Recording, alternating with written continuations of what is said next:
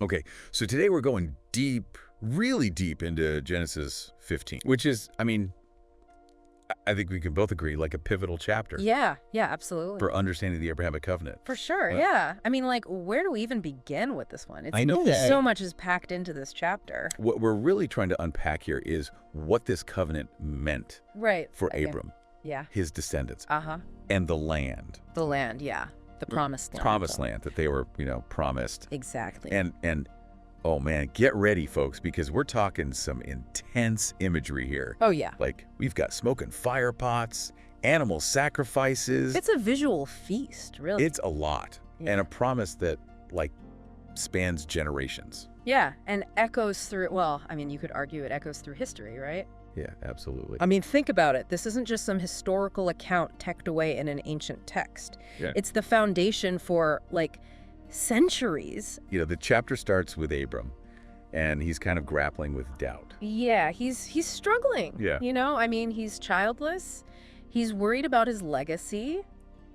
Right, and it's It's a human concern, isn't it? a very human concern. Yeah, very. I mean, even, today, Mhm. I think a lot of people worried about their legacy, but, I mean, especially back then. Oh, That's a bit- absolutely. I mean, back then, a son was vital, like essential for carrying on your lineage. Right. I mean, think about it. Without an heir, Abram's whole future just seems, Uncertain. yeah, totally uncertain. And that's where, boom, God's promise comes in, right? Yeah. And it's not just, oh, you'll have a kid. Right. It's like, bam. It's huge. Descendants as numerous as the stars. The stars. Can you imagine that? It's hard to even picture, like, how do you even... It's mind-boggling. It's mind-boggling. The sheer vastness of that promise. Yeah.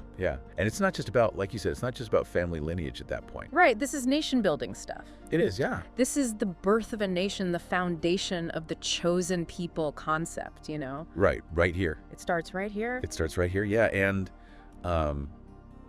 so to kind of really solidify this promise, Yeah. this momentous promise, Just shake hands on it. they don't shake hands. No, they don't. No, there's a whole ceremony, this covenant ceremony. A ceremony, right? And I was reading this and thinking, like, this is not your average, Not your everyday contract signing. handshake deal. No. Abram is instructed to bring all these animals. Right.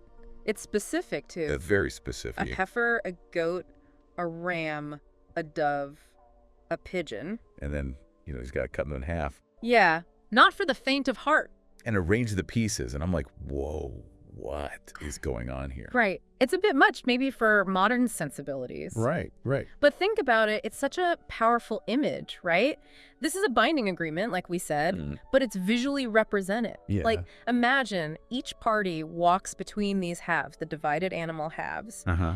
and that symbolizes their commitment, right? Yeah. It's like, may this be my fate if I break this promise. It's heavy. It's heavy stuff. It's heavy stuff. And then it gets even more intense, right? Right. Because a smoking fire pot and a blazing torch, Uh-huh. they pass between these pieces. Oh, wow. It's like this visual manifestation of God's presence, Yeah. sealing the deal. Right. I mean, it is a powerful image. Yeah. How could you not be overwhelmed witnessing that? Right. You'd be floored. Yeah.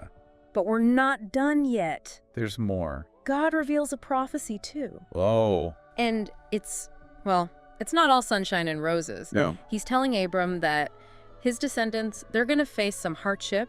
Oh, boy. They're going to live as strangers in a foreign land, 400 years, 400 years. facing oppression, suffering. Right.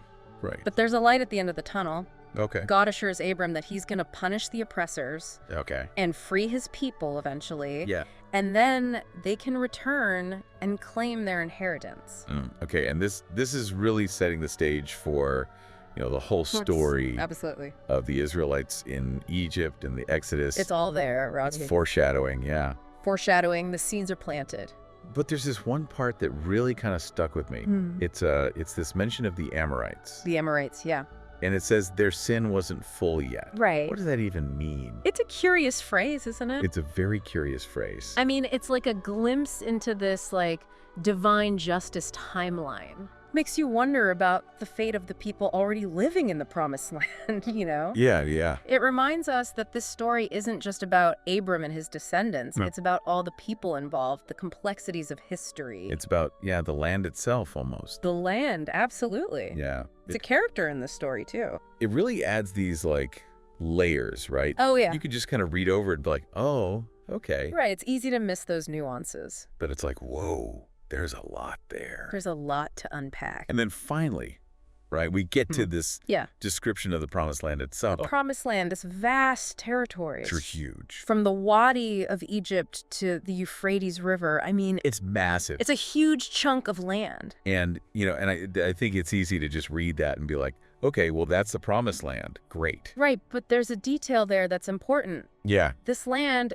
it's not empty. It's not empty. No, there are people already living there. Lots of tribes. Kenites, Kenizzites, Cadmonites. I mean, the list goes on. Yeah, it's long. Hittites, Perizzites, Rephates, Amorites, Canaanites, Girgashites, Jebusites. Wow, that's a mouthful. It is a mouthful. But it's important, right? It is, because it foreshadows the challenges to come. Right. This is not going to be a simple land grant. Right. There's going to be conflict, complexity. I mean, this is all like baked into the story right here. From the very beginning. From the very beginning. It's not just, here's the land, enjoy. No, it's not a simple, clean handover. It's anything but.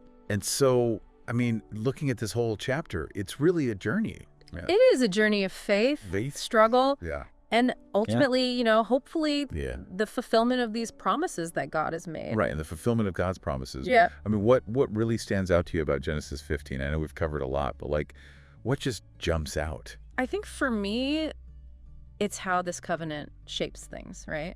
It shapes the destiny of nations. Right. It shapes the relationship between humanity and the divine.